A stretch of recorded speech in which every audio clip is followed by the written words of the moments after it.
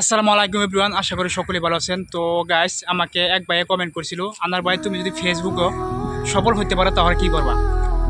আর আমি তো সেই ভাইয়ের উদ্দেশ্যে আমি বলি, আমি যদি ফেসবুকে সফল হতে চাই তাহলে কিন্তু আমার একটা স্বপ্ন, আমি গরিব অসহায় ব্যক্তিদের পাশে থাকবো 100%। তো আপনারা আমাকে সাপোর্ট করে যান, ঠিক আছে।